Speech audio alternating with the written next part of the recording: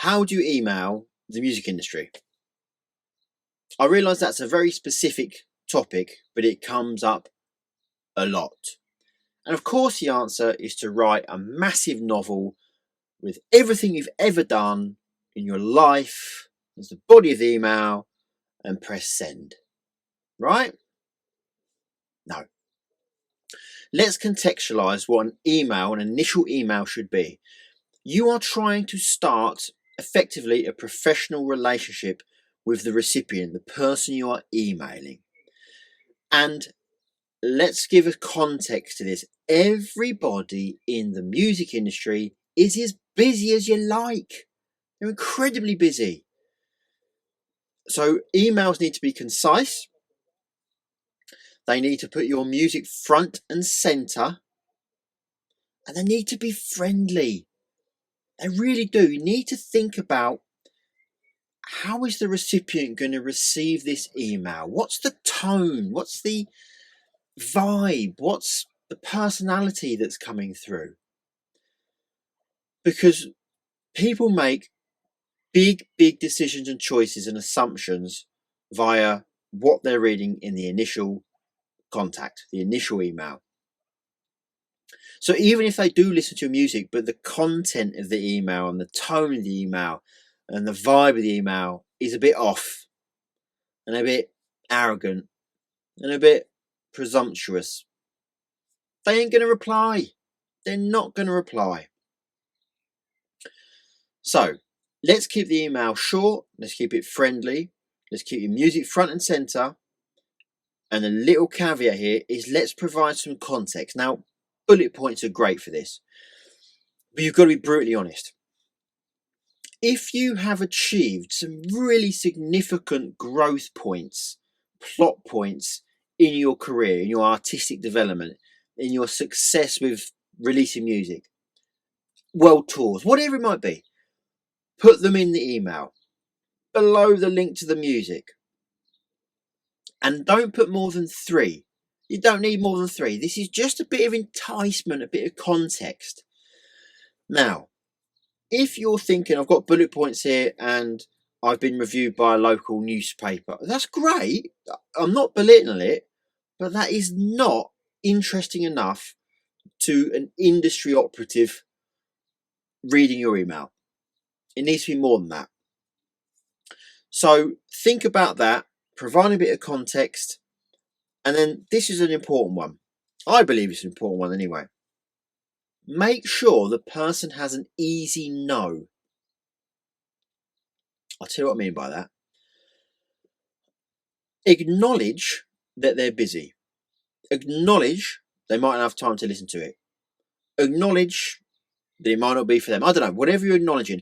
But make sure that you've kind of given that recipient an easy out, an easy way to say no, or an easy way not to reply. Because the irony is, they're more likely to reply. It's less pressurizing.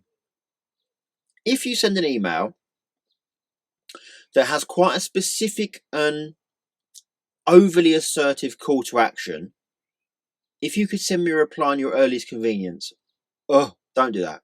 Don't ever say that. Not an initial email, not with someone you haven't got a relationship with. No. If it has got some call to action that's overly assertive, if it hasn't got an easy out, then the person is not going to reply to you. They're not. Or they won't reply in kind, or they won't be favourable, or they won't listen to your music with purpose and focus. So make sure you've made an easy escape route for them. I know it sounds counterintuitive, but it's a lot more likely that they then will respond. And also a note on other things not to put. Please don't put, I look forward to your reply. Please don't. It's presumptuous. It's kind of, it gives a sense of entitlement or arrogance, and that's not the impression you want to set when you're first, well, hopefully ever, but particularly when you're first emailing someone who, well, let's be honest, if you're emailing them, then they must be useful to you in some way for your career. Not that that's the only reason, but it's going to be the main driver for sure. So you don't want to put the person off potentially working for you, working with you. Not at all. Please don't put that.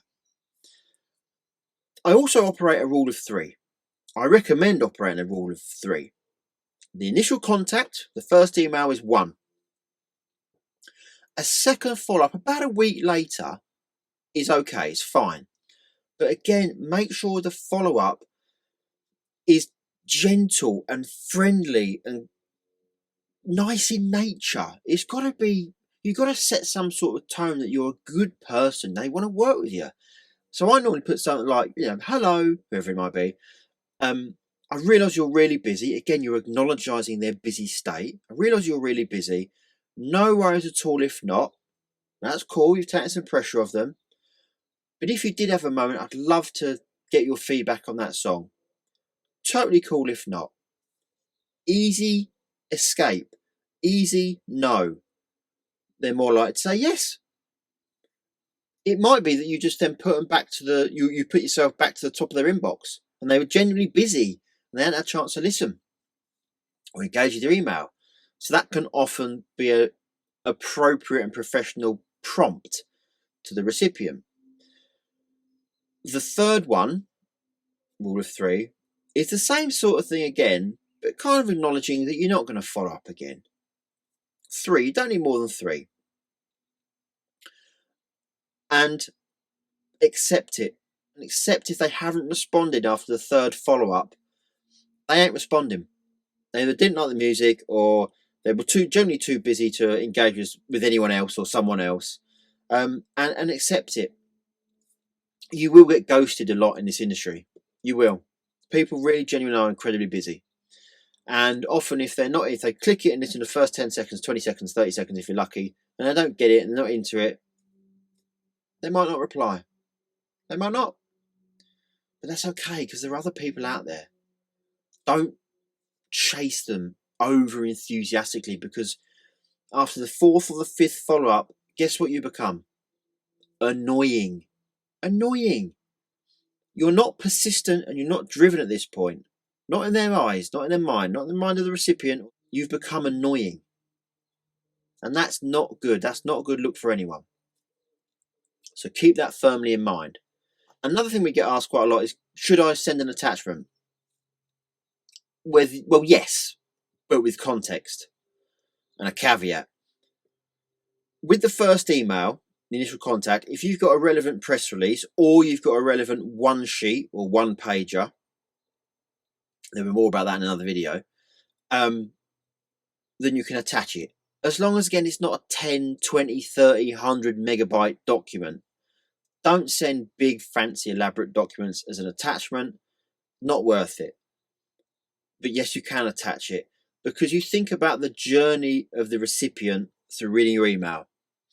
Your email comes in, very friendly opening. Hi, how are you? All that kind of stuff. Really friendly. Link to your music with a call to action. Would love your feedback or thoughts on it. Something like that. Really, again, quite light, not too prescriptive, not too overly specific. You must sign me to your label. No, don't do that. They're going to click the link. They like it. Oh, I want to investigate a bit more.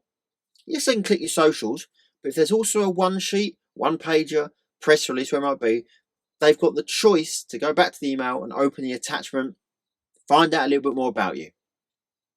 That might be enough. That journey might be enough to go, I'm replying to this person. Let's meet for a coffee. Yay! Well, whatever it might be. But tends to be a very successful journey that you've engineered in an effective way through good communication through email and good supporting evidence and documents. It's really useful. And that's great if you get a coffee. Equally, as I said, if it's not and you don't get a response and you never get a response, don't worry. Don't worry. There will be other people out there that you'll contact at the right time or will find you. But as far as email is concerned, I hope that helps. Good luck with emailing. Never be presumptuous. Never be arrogant. Be friendly. Start a relationship, a professional relationship. That's what it's all about.